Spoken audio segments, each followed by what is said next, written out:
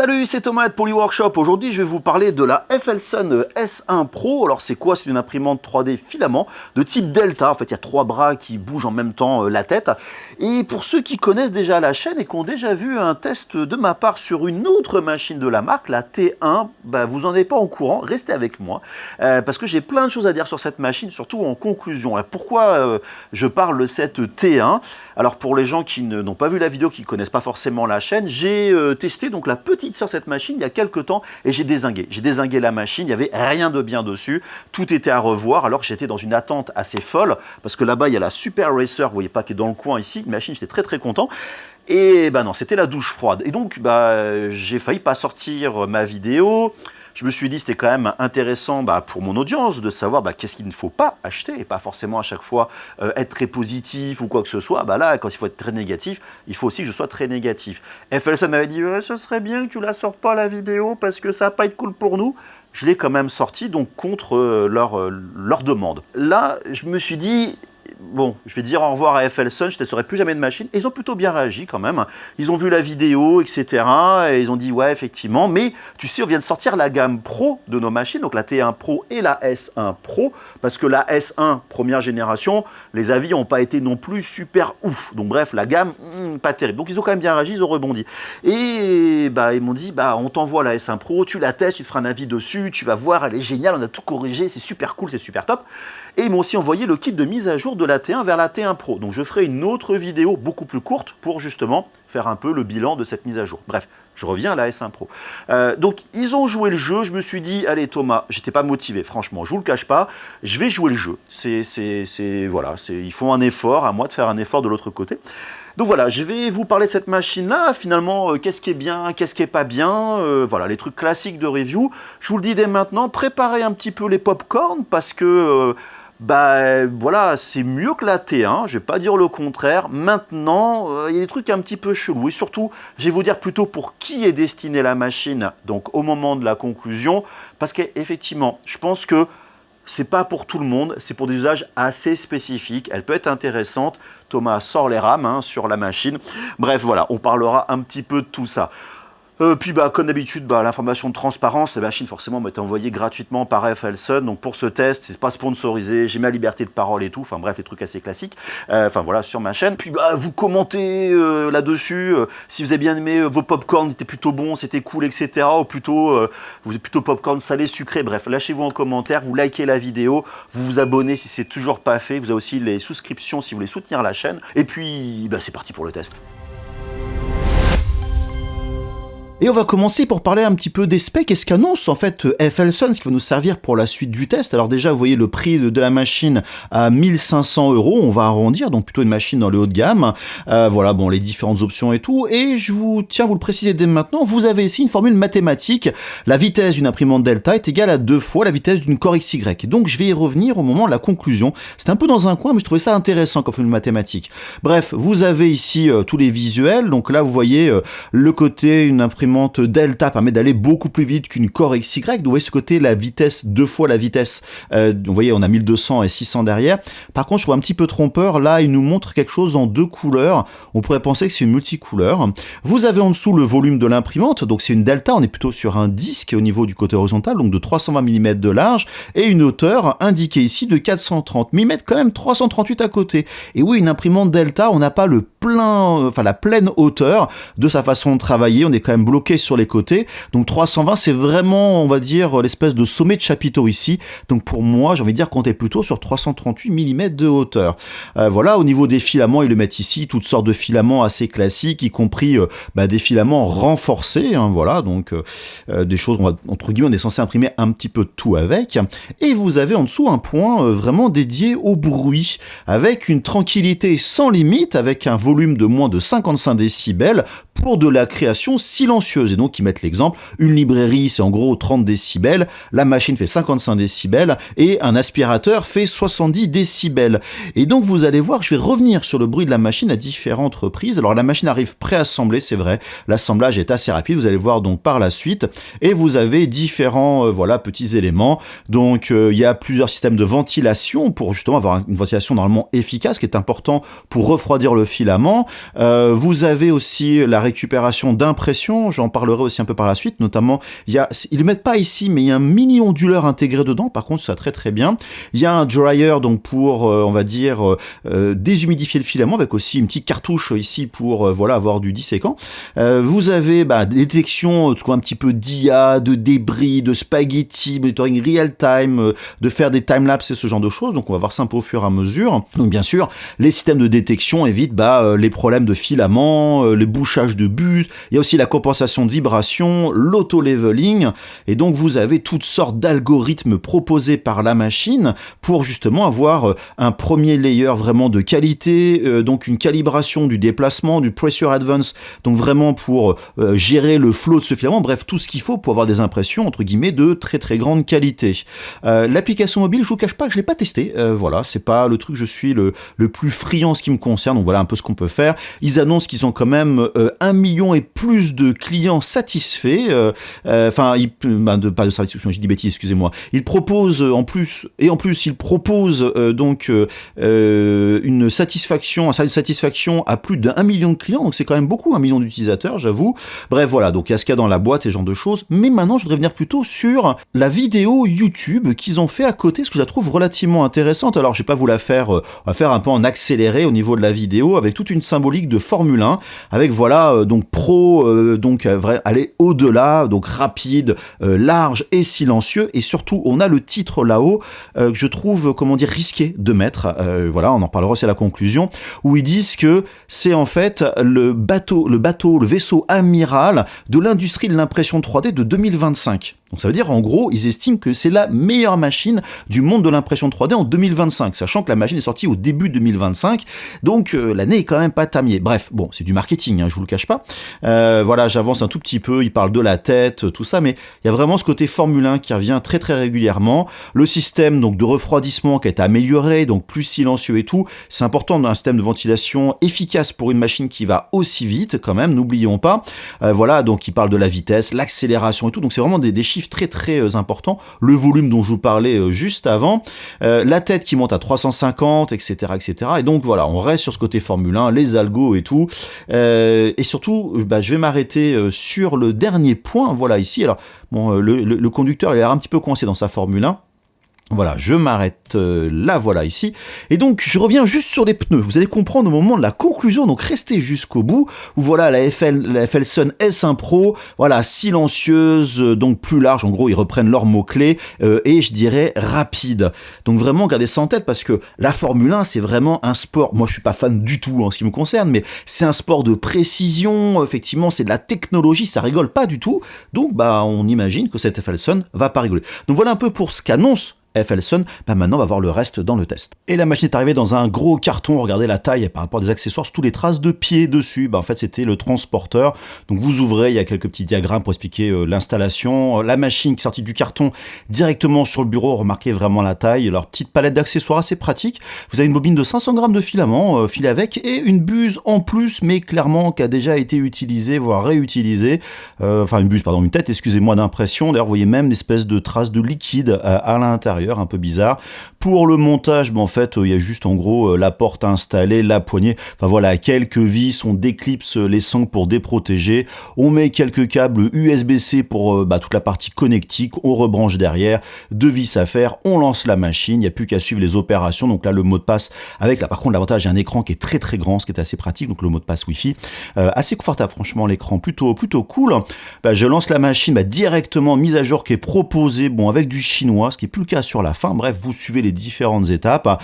Là, on découvre un petit peu effectivement ce que propose la machine, des modèles proposés par défaut aussi, et puis on lance la calibration qui prend quelques minutes. Et puis, il se passe rien. Je confirme, je veux annuler. Je comprends pas en fait pourquoi ça ne marche pas. Et puis voilà, j'ai un time out. Et puis en fait, ça remarche pas. Je dois éteindre la machine en train de rebooter. J'ai dit, qu'est-ce qui se passe? Je dois rater un truc. Donc, j'ai passé pas mal de temps là-dessus à essayer de comprendre cette problématique. Vous voyez, je recommence. Je retélécharge le firmware au cas où j'aurais fait une erreur. Ça peut arriver, tout simplement.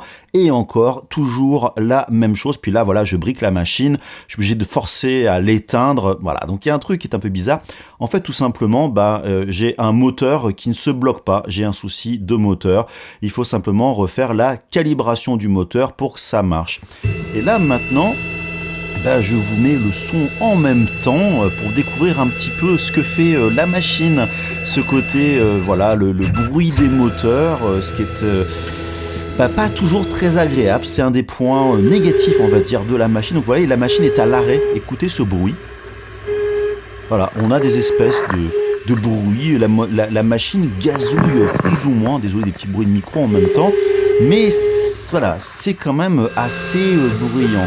Et là, je laisse la machine palper, donc je laisse toujours le son, désolé de ce cumul de ces deux bruits en même temps. Mais voilà, le déplacement des moteurs est très bruyant, vraiment, ça fait une vieille machine, ce qui est quand même, je dirais, assez désagréable au quotidien. Bon là, je lance le Benchy classique, avec le filament qui est proposé, vous voyez les vitesses, on va à 300, 400, 1000, 1200 mm par seconde pour les déplacements, c'est assez impressionnant à voir, franchement, vous voyez, la machine, elle va super vite, alors bon, bien au-delà de ce qu'on est censé imprimer point de vue qualitatif, mais c'est vrai que, voilà, ça met une petite claque franchement dans la figure pour dire ça va aussi vite. Et là vous voyez je suis en mode ralenti, et remarquez bien l'inertie de la tête, et donc il faut être vraiment bien contrôlé. Et puis manque de bol, le Benchy il a pas marché, et l'impression est allée jusqu'au bout, et pas d'erreur d'IA, de caméra pour dire il y a un problème. Donc j'ai mis de la colle proposée avec la machine, c'est eux qui le conseillent. Je relance donc mon Benchy, donc vous voyez la montée de température est assez rapide, autant la buse que le plateau. Je pense que le plateau en 220 volts c'est quand même assez rapide. Donc là je relance l'impression qui, elle, adhère bien cette fois-ci, mais je vous le cache pas, il faut mettre quasiment de la colle tout le temps. Et vous avez le bruit ici, et la ventilation maintenant qui monte en charge, c'est vraiment bruyant, c'est quand même dommage. Parce que voilà, c'est quand même un certain problème. Donc l'impression se termine, remarquez le petit fil qui s'en sort, donc un petit peu un manque de rétract sur la fin. Alors le blanc pas terrible, je l'ai refait en bleu, vous voyez, l'impression est franchement pas top. Bon, c'est 8 minutes, c'est quand même normal. Le dessous qui s'est à moitié détruit, enfin voilà, c'est quand même pas ouf au niveau de la qualité. Remarquez ici, sur le petit caisson à l'arrière, il y a une espèce de déformation qui apparaît, normalement censé avoir un angle. Il y avait dans la machine une version plus lente, donc du Benchy, vous voyez, en 24 minutes que j'ai refait. Là, c'est quand même plus propre, honnêtement, on a une impression qui est un petit peu meilleure, mais j'avoue que j'ai vu mieux pour un Benchy, vous voyez, un petit peu ça de sous-extrusion en dessous. Là, les couches sont quand même plutôt bien remplies, vous voyez, les deux modèles côte-côte, 8 minutes, 24 minutes. Bon, vous n'allez pas imprimer forcément à donf avec, voilà, c'est ces petits trucs à prendre en compte. Pour la deuxième impression, j'ai pris un modèle qui était proposé avec la machine, en fait, qui sert à atténuer le bruit de la ventilation qu'on met sur le dessus. Il dit pourquoi c'est pas proposé avec, c'est déjà le cas dans la T1 en fait, il est proposé en option d'installer ça. Bon, l'impression toujours en blanc, on n'y voit que dalle. Alors voilà, ici avec un éclairage un peu différent, l'impression est assez propre, mais il y a beaucoup de stringing dans ces petits fils d'anche sur la partie supérieure. Voilà. Et donc petite parenthèse, la machine pouvait très bien l'éteindre complètement. Vous voyez, j'ai coupé le courant, elle est toujours allumée. Donc je disais dans l'introduction, il y a ce petit onduleur avec. Alors c'est pas une protection très longue, mais pour les micro coupures, les coupures très courtes, franchement c'est quand même pratique. Ça vaut le coup quand même de le mentionner. Et ça c'est vraiment un point qu'ils mettent pas assez en avant, ça peut quand même arriver et vous sauver la vie. Un autre print d'espèce de chevalier tout proposé avec, franchement, c'est pas ouf, 3h32, c'est en blanc, c'est voilà, c'est pas forcément top au niveau du modèle, je voulais tester. Je sais pas trop quoi vous en dire, honnêtement, voilà, c'est pas, je peux pas vous dire c'est propre pas propre parce que le blanc forcément on n'y voit que dalle. Et donc là j'ai voulu refaire une impression que j'ai testée avec la T1, j'avais une impression qui était pas terrible, donc c'est un modèle de Grumpy qu'on propose dans la Litchi Library, que j'ai slicé avec le slicer officiel, donc j'ai exporté le modèle vu que j'ai l'original, et donc voilà, on fait l'impression, et donc c'est vraiment les profils par défaut, j'insiste bien, j'en reparlerai à la conclusion. Vous avez aussi l'interface, donc là directement de la FLSON, donc vous avez le contrôle, vous remarquez la visu de la caméra, les contrôles de température, donc ça c'est bien. Par contre FLSON laisse la liberté complète, je dirais, au niveau de l'interface web, ce qui n'est pas toujours le cas des autres fabricants. Donc vous voyez, je suis dans le slicer en fait, directement proposé par FLSON. On voit ici, vous avez donc le leveling, la carte 3D, donc avec pas une grosse différence, donc le plateau est relativement plat, donc en gros le nivellement automatique compense largement les soucis. Et donc vous voyez, il y a le contrôle, et remarquez, la caméra a du mal à suivre. Bref, l'impression se termine, et je l'ai fait 2 fois avec des vitesses différentes et tout, pour me dire, ouais, j'ai imprimé un peu vite, mais Regardez la qualité, franchement, c'est pas tout, c'est pas top, c'est pas top. Et on voit en plus les vibrations sur la surface, là directement sur le côté, enfin les surfaces pas terribles. Vous voyez les fins, les surplombs, ça a pas le temps vraiment de refroidir, c'est relativement mou. Donc bon, c'est pas top, top, top. Bref, je veux changer de filament, je suis la procédure pour enlever le filament. Qu'est-ce qui se passe? Faut que j'enlève un truc, faut que je coupe le filament. En fait, bah là-haut, la tête en plus elle est en hauteur. Il faut baisser la tête pour accéder à un connecteur pneumatique, donc pour ces tubes-là. Donc on doit à la main descendre directement la tête pour accéder. Vous voyez ce connecteur qui se trouve sur le dessus. Il faut le débrancher en haut ou en bas. On a le filament qui sort. Là, on coupe avec une pince. On retourne ensuite dans la machine pour dire, on fait la suite. Ça va chauffer le filament et puis ça va l'extruder directement. Maintenant, il n'y a plus qu'à remonter le filament de la bobine. Et là, vous voyez, dans le dryer, c'est quand même pas super pratique. Donc on va le sortir, on tire dessus. Ouais, l'ergonomie, elle est franchement pas super folle, faut choper le filament à la fin, on remet l'autre filament, on vise un petit peu, voilà, le trou, on pousse comme on peut la bobine à côté, parce que il n'y a pas la place pour les doigts, hein, vous allez le voir à plusieurs reprises. On voit d'ailleurs le filament en dessous au niveau du tube PTFE qui circule, alors il est transparent, c'est bien, au moins il n'est pas opaque, on voit quand même ce qui se passe pour aller jusqu'à l'endroit finalement où on va connecter le tube, en fait plutôt aller jusqu'à la tête, donc on replace directement la bobine à l'intérieur, ça fait un petit peu peur. On remet le connecteur voilà, du pub PTFE et on pousse comme on peut. Et vous remarquez ici, faut passer les doigts, franchement. J'ai vraiment vu mieux comme ergonomie pour voilà, changer directement le filament. Vous voyez ici, donc il passe le connecteur et on doit continuer à pousser et forcer un peu pour qu'il aille dans la tête. Maintenant, on fait le chargement. Alors, voilà, je disais tout à l'heure, l'impression, enfin, la chauffe monte quand même très très vite. C'est quand même agréable cette machine-là. Et puis, voilà, il y a l'extrusion du reste, ça attrape le filament et donc pour le charger, voilà. Et donc sinon, la partie haute est protégée par une petite vitre, mais franchement, elle marche pas très très bien. Et donc là, je réimprime ce modèle de Grumpy, cette fois-ci en taille, je dirais, plutôt conséquente, hein, presque le diamètre maximum au niveau de la machine. Et puis un collègue m'a dit, ouais, vas-y, fais-la à fond, voir si on atteint les 1200 mm par seconde. Donc dans le slicer, c'est ce que j'ai mis. Puis je l'ai fait un petit peu innocemment. Donc regardez les vitesses en dessous au niveau de l'écran, on voit des moments où on monte à 1200, 23, voilà. Donc bref, le remplissage est très rapide, mais ce qui est assez étonnant, c'est que sur les contours, j'ai une vitesse qui est très très lente, des accélérations un petit peu bizarres. Et regardez, les vitesses en fait affichées à l'écran correspondent pas de ce qui se passe au niveau du modèle. Et puis je reviens dans l'atelier et là, la machine qui est planté, tout simplement. La buse est retombée carrément dans l'impression. Au niveau des températures, voilà, il y a ces trucs plus ou moins dessus. Puis je vais faire un home pour le relancer, ça marche pas du tout. Bref, j'ai dû annuler l'impression. Et là, vous voyez le résultat. On voit encore des vibrations. Ça pourrait être pire, franchement, mais ça pourrait être mieux. Surtout, la partie surplomb est très très mal contrôlée. Problème de ventilation.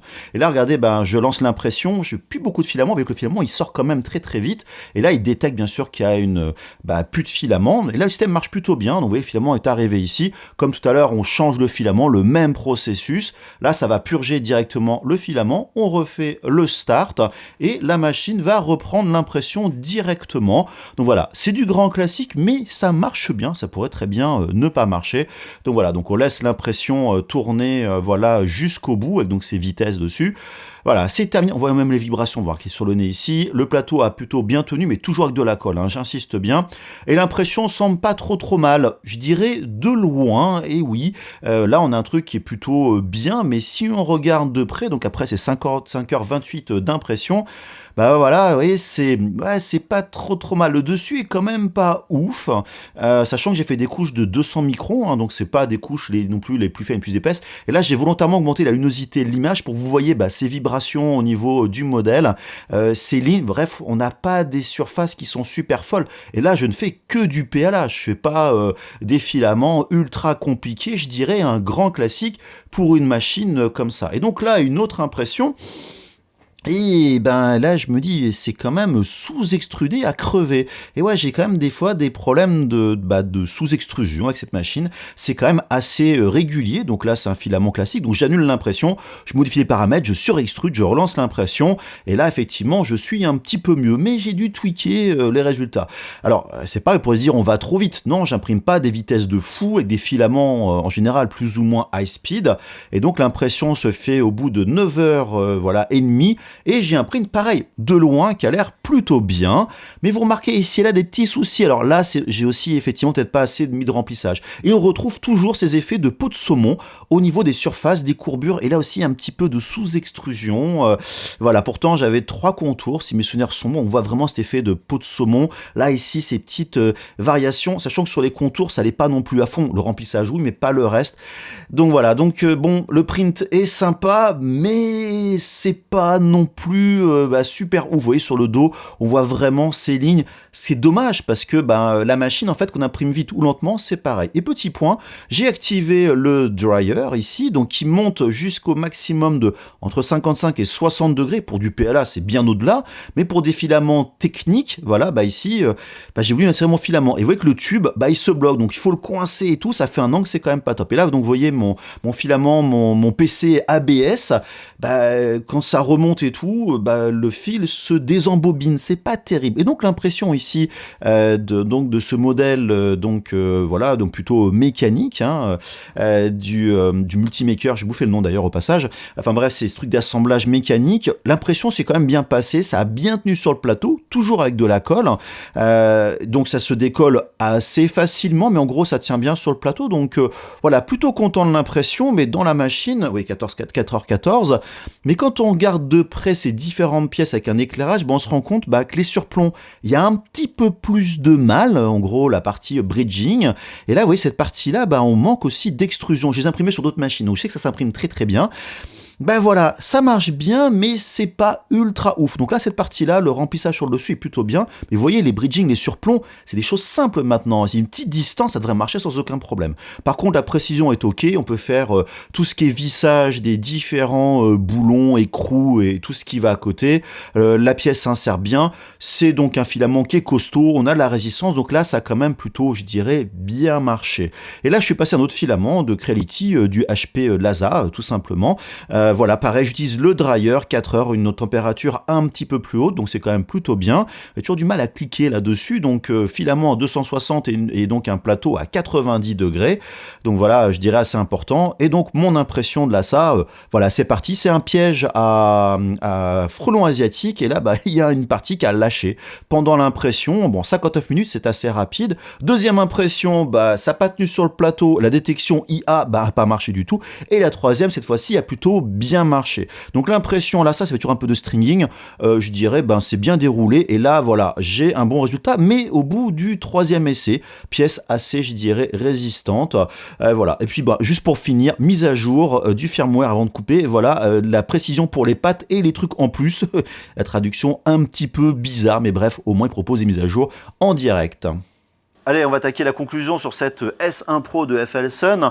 Je vais déjà commencer par un petit point qui a son importance. Je vais parler du prix de la machine. Au moment où j'enregistre la vidéo, le prix est à 1 500 €. Ce qui veut dire qu'on est sur une machine qui est plutôt destinée à, on va dire, des utilisateurs éclairés, avancés, voire des professionnels qui comptent investir dans une machine parce qu'ils veulent la rentabiliser et donc gagner de l'argent par la suite. Pourquoi je parle de ça? Parce que ça va forcément jouer sur mes points positifs et négatifs.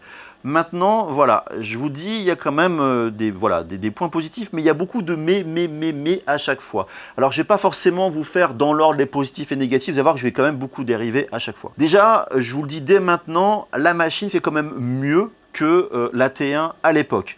Voilà, dans l'ensemble, c'est une machine où j'ai eu moins de galères, j'ai pu l'utiliser, voilà. Mais voilà, il y a des mais, et ça on en reparlera un petit peu par la suite. Le premier point positif de cette machine-là par rapport à la petite sœur, déjà, c'est qu'on a un volume qui est quand même beaucoup plus grand. On est sur, vous l'avez vu d'ailleurs dans les specs, on a en gros 320 mm de largeur, et en hauteur, on a soi-disant 430 mm, mais en réalité, vous l'avez vu, on n'a que 38 cm de hauteur. Donc c'est pas autant que, mais c'est pas la faute d'FLSun, c'est effectivement le fonctionnement des deltas qui est un peu différent. Ce qui veut dire que vous faites du design produit, vous voulez tester des prototypes et tout, et donc en allant vite, c'est vrai que vous avez un volume de travail qui est quand même assez confortable. Des machines qui montent quasiment voilà, à 40 cm, ça paraît pas, mais on en a de moins en moins à l'heure actuelle, donc c'est quand même voilà, je dirais une opportunité pour les gens qui veulent vraiment faire du grand modèle et surtout le faire assez rapidement. Et justement, on va parler de la vitesse.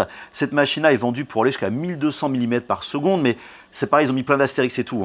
C'est voilà, c'est vraiment avec de l'accélération, mais sur des grandes distances, mais c'est en pic, etc. Enfin, quelles que soient les raisons marketing, faut pas se leurrer, on n'imprime que très rarement, parce que la distance est relativement courte, même si l'accélération est soi-disant importante.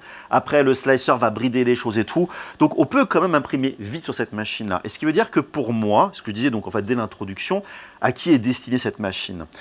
Pour moi, c'est une machine qui est destinée avant tout, voilà, sur ce que je mentionnais il y a quelques instants, plutôt les designers. Voilà, j'ai une idée en tête, j'ai un prototype, je veux itérer mes designs. C'est vrai que cette machine-là va être rapide. Et ce n'est pas que l'impression, c'est un défaut qu'on voit sur les autres machines depuis quelques temps maintenant, c'est que le temps de lancement de l'imprimante est relativement lent. Il y a la chauffe, ça va palper, ça va calibrer et tout ce qui va à côté. Donc c'est bien quand on fait un long print, parce qu'au final, perdre 5 minutes sur, je sais pas, 10 heures de print, c'est pas très grave. Mais quand on fait des petits modèles, et ce qui m'est arrivé il y a encore hier soir, j'imprime en ce moment des petits prototypes pour mon tir à l'arc. J'itère énormément. Je suis dans Fusion 360, je teste mon modèle, etc. Je me rends compte, j'ai un petit jeu ici, c'est pas précis là. Hop, je modifie, je lance l'impression. Pendant que là, ça imprime, je continue à droite, à gauche. Et donc ça, ce côté itératif est super pratique. Et donc cette machine-là, quand j'ai des prints qui durent 10-15 minutes, de ne pas perdre 5 minutes de lancement avant, je gagne quand même un tiers, voire un quart, on va dire, du temps. Et c'est pas rien quand on est en prod et qu'on doit faire de l'argent sur, on va dire, un projet. Donc c'est pour ça, elle est relativement bien. Maintenant, pourquoi je parle des designers et pas des autres? Ouais, vous êtes plutôt un hobbyiste, déjà le prix va vous arrêter, mais si vous n'êtes pas vraiment sérieux dessus, c'est une machine qui pour moi a un gros défaut, ouais, et c'est le défaut presque principal. La qualité d'impression, elle n'est pas folle. Vous l'avez vu pendant donc, les tests, j'ai pas imprimé une belle pièce avec. J'ai imprimé des pièces qui étaient, on va dire, honorables. Ce qui veut dire que vous faites de la pièce fonctionnelle. D'ailleurs, vous l'avez vu sur le multiboard, 6 pièces voilà, d'assemblage, ça marche bien. Mais j'avais la sous-extrusion dessus. Donc bon, c'est pas, ça a marché, c'est pas un problème, mais c'est pas ouf. Ce qui veut dire que vous êtes designer. Et puis, par exemple, je sais pas, vous avez besoin de faire des gabarits ou faire des pièces pour des moules, je sais pas moi, en fibre de carbone, par exemple. Vous allez passer de l'enduit parce que vous allez faire de la finition. Tout ce qui vous intéresse, d'avoir la forme le plus rapidement possible et tout, là, ça va être très bien. Franchement, ça va être très bien. Mais si vous faites des choses plus ou moins artistiques, où le résultat brut de l'impression est important pour vous, ou vous voulez un état de surface le plus propre possible pour avoir le moins de finition de post-process par la suite, là, je suis désolé, la qualité, elle n'est pas là, quoi. C'est un peu mieux, parce que j'ai moins l'effet de peau de saumon que on avait typiquement avec la T1. C'est moins marqué, mais c'est toujours présent. J'ai de la sous-extrusion sur quasiment pas tous, mais presque tous mes prints. Et je parle, et ça c'est un point qui est super important, j'ai fait tous mes tests avec, sauf un avec Litchi, mais j'ai fait ça avec les profils proposés par FLSUN sur leur propre slicer pour plusieurs prints. Donc on ne peut pas dire « Ah, je me suis planté avec Litchi, je fais un mauvais profil ». Non, c'est les profils que eux proposent. Donc ça, voilà. Maintenant, vous pouvez me dire « Ouais, Thomas, t'es mauvaise foi, tu pourrais tweaker, tu pourrais changer les paramètres, tu pourrais calibrer et tout. » Non, non, je suis désolé. En 2025, non, je suis désolé. C'est hors de question. Il y a tellement de machines sur le marché. Il y a tellement de gens qui se lancent dans l'impression 3D ou qui veulent faire un business derrière. Ils ne vont pas passer des semaines et des mois et je ne sais pas quoi à calibrer, à bidouiller un machin. Le fabricant propose un slicer. Alors, je ne demande pas que ce soit parfait à chaque fois, mais qu'il soit plutôt honorable. Et exactement comme la T1, je me suis dit, allez, c'est peut-être la vitesse, j'imprime trop vite, j'imprimais plus doucement. J'ai la même qualité d'impression que j'imprime à fond ou j'imprime, on va dire, doucement. Donc, il y a un problème quelque part. Donc, ce n'est pas forcément que le slicer.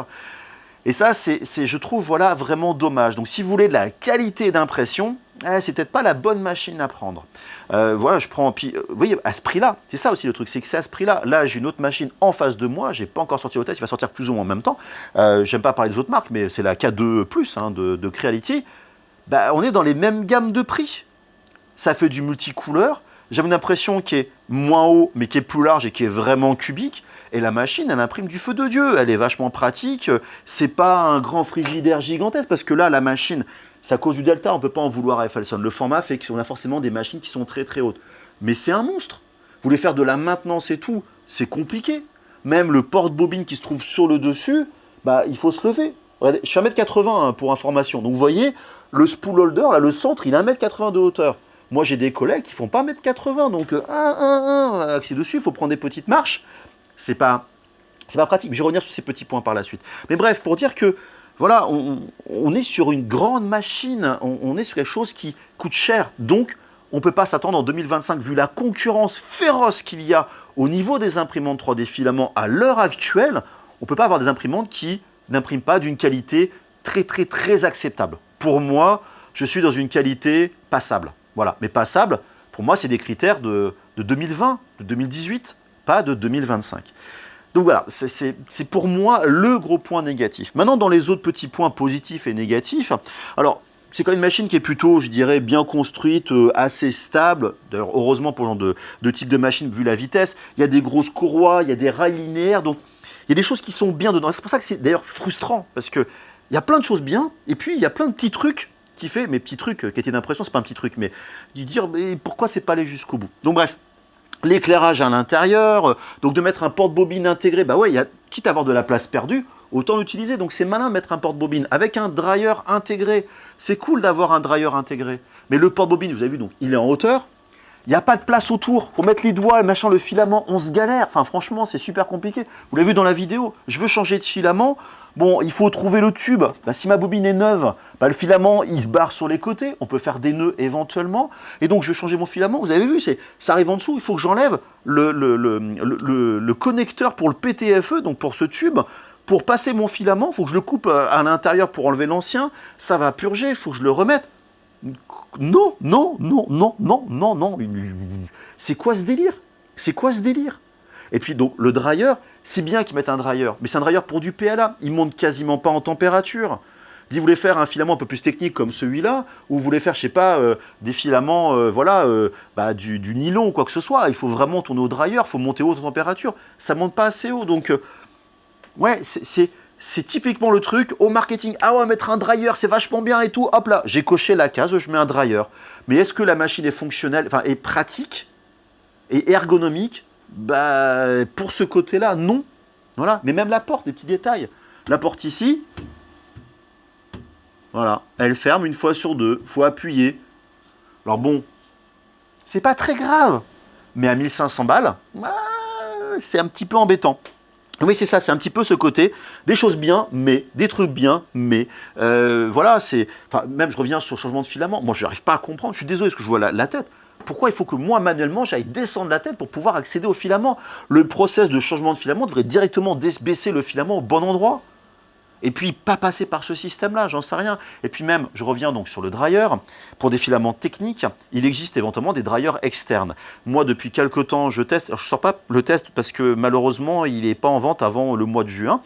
C'est le E2 de chez Sunnu. C'est un super dryer, j'en suis hyper content. Enfin, en gros, je vous dis dès maintenant la review, c'est genre... voilà, à peu de choses près, c'est ça. Mais comment je l'utilise sur cette machine, comme ça? Comment j'utilise un dryer externe pour imprimer un filament technique? Parce que oui, le plateau monte haut en température, la buse monte haut en température, donc c'est cool pour faire du technique. Mais je fais comment? Je fais comment? Mon dryer, là, mon filament, je le mets en externe, je ferme la porte, je passe mon truc ici. Enfin, donc l'idée est bonne sur le principe, mais d'un point de vue usage, ça colle pas du tout. Voilà, ça c'est encore le truc qui va pas, voilà, c'est un peu de travers. Après, point de vue ergonomie, c'est vrai qu'il y a un grand écran tactile, il y a tous les contrôles dessus, on voit la vitesse, c'est agréable, j'envoie mes fichiers par le Wi-Fi, ça marche très très bien. Donc voilà, il y a des trucs qui sont cool, je vais vraiment pas dire le contraire, mais il y a toujours un mais, voilà, je vous l'ai dit dès le début de la conclusion, mais et tout dessus. Ce qui fait que, bah, je vous le dis dès maintenant, vous n'êtes pas dans la première catégorie de gens que j'ai précisé. Vous êtes plutôt un hobbyiste, bah, le prix déjà va vous arrêter. Et puis, bah, vous allez vous sentir limité et frustré. Donc voilà, c'est vraiment dommage. Et je vais arriver, donc j'en parlais un petit peu dans les specs avec cette Formule 1 et tout.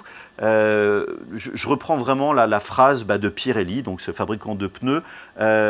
Donc sans la maîtrise, la puissance n'est rien. Bah, c'est exactement ça. Voilà, on est sur une machine où on a voulu mettre de la puissance, on a dit ouais, on va aller à fond, on va aller à 1200 mm par seconde, et puis on va avoir un flot de 110 mm3 par seconde, on va aller une accélération de 40 000. Bah ouais, c'est bien, mais si au final, le reste fait que c'est galère à utiliser au quotidien ou ce genre de choses, c'est pas cool. Moi, je sais que ce genre de machine, ce qui m'embête déjà, donc c'est la taille, je ne peux pas la mettre n'importe où. Là, vous voyez, j'ai ce luxe, je suis dans un atelier avec, on a au total à peu près 25 machines qui sont autour de moi, j'ai la place pour le mettre, j'ai de la hauteur dessus, mais chez moi, je ne peux pas la mettre, une machine comme ça. J'ai un petit atelier, j'ai pas la place. Et puis, le point aussi négatif, j'oubliais ça, ce point négatif, je n'ai pas mes notes devant moi, j'en suis désolé, la machine, elle est bruyante, alors elle est moins bruyante que la T1. La T1, c'était insupportable. Elle est moins bruyante, mais elle est toujours très bruyante, elle est bruyante en fonctionnement et elle est bruyante aussi en pause. Et dire, bah, Thomas, tu es en train d'enregistrer à côté, on n'entend pas la machine. Bah ouais, parce qu'avant d'enregistrer la vidéo, tu es dans les menus, Move, moteur, off. J'ai coupé les moteurs, parce que si je coupe pas les moteurs, ils gazouillent. Vous l'avez vu en fait dans la vidéo. Voilà, j'essaie de faire un peu ce qu'il faut pour que ça s'entende au niveau du montage, mais ça fait du bruit. Elle fait du bruit à rien faire. Et du bruit, je suis désolé, quand vous bossez pas loin, c'est dérangeant. Donc vous mettez ça, plus le bruit lorsque les moteurs se déplacent, ça fait un espèce de bousin. Vous mettez la ventilation par-dessus, bah, la machine, il faut qu'elle soit dans une pièce dédiée. Donc vous n'avez pas d'atelier dédié à l'impression 3D bah, où une machine peut tourner sans que le bruit ne vous dérange pas. Ah, c'est quand même problématique. Voilà, c'est ça qui est vraiment, on va dire, voilà, dommage sur cette machine. Je parlais de Pirelli il y a quelques instants, ça me revient en fait, c'est pour ça. Vous vous rappelez, dans les specs au niveau du site internet, il y avait une équation mathématique qui était V delta, donc la vitesse d'une imprimante delta, est égale à 2 fois la vitesse du Core XY. Bah ouais, mais si j'ai pas la qualité, au final, ça sert à rien. Là, je prends donc quasiment toutes mes autres machines Core XY que j'ai à côté. Alors ouais, j'imprime un peu moins vite, mais alors j'ai pas la même qualité d'impression. Donc au final, voilà, c'est faire des équations mathématiques pour dire oui, on imprime super vite, mais ouais, mais comme je disais, la vitesse, il n'y a pas le reste à côté, ça sert à rien. Donc voilà pour cette conclusion sur cette machine. Vous voyez, c'est pas mirobolant, je suis pas aussi négatif que la première, mais il y a trop de mais à mon goût. Voilà, tout simplement, à vous de faire votre avis dessus. N'hésitez pas à voir les autres tests, hein. Il y a peut-être d'autres personnes qui ont trouvé des points positifs ou qui ne sont pas forcément d'accord avec moi. Maintenant, bah, je vais m'occuper de cette T1 et l'upgrader en T1 Pro. Je ferai ça un petit peu plus tard. Mon retour dessus, je vous cache pas que là, je traîne vraiment la patte pour le faire parce que c'est pareil, ça a bouffé du temps pour autant, mais bon, je vais essayer de jouer le jeu. Mais si je vois vraiment que ça marche pas, que c'est galère, mon test va être très rapide. Voilà, donc n'hésitez pas comme d'hab à me faire part donc, dans les commentaires de vos avis sur cette machine-là. Peut-être que vous avez un avis qui est totalement différent, donc n'hésitez pas à me contredire, me dire moi j'ai la S1 Pro, elle est géniale, je m'éclate avec. Thomas, tu racontes des bobards. Pourquoi pas, franchement, peut-être que mon avis n'est pas le bon, peut-être que j'ai une malchance sur cette machine-là, peut-être qu'il y a un truc que j'ai raté, hein, je ne suis pas parfait, loin de là. Voilà, donc n'hésitez pas à vous lâcher en commentaire, les réseaux sociaux comme d'habitude. Bien sûr, vous avez le serveur Discord, là je suis un peu plus actif, je suis content parce que voilà, on commence à avoir des nouvelles personnes qui arrivent, à poster un peu plus vos créations, donc venez poster vos créations, hein, c'est pas du support technique, j'insiste bien, voilà, même si des fois des petites questions un peu d'usage, mais vraiment postez ce que vous faites, vos prints, etc., comment vous les transformez par la suite, mais pas forcément des petites figurines et tout, mais vraiment du produit design. Là voilà, il y a quelqu'un qui notamment partage sur sa chaîne YouTube, d'ailleurs j'ai mangé le nom, j'en suis désolé, voilà, qui bosse sur une Bugatti Veyron, imprimant 3D, etc., pas mal de trucs, enfin franchement, il y a des projets sympas qui arrivent, donc voilà, n'hésitez pas à rejoindre le serveur Discord, et puis moi, comme d'habitude, je vous fais des très gros bisous, n'oubliez pas, le plus important, c'est d'être créatif. Allez, bye bye.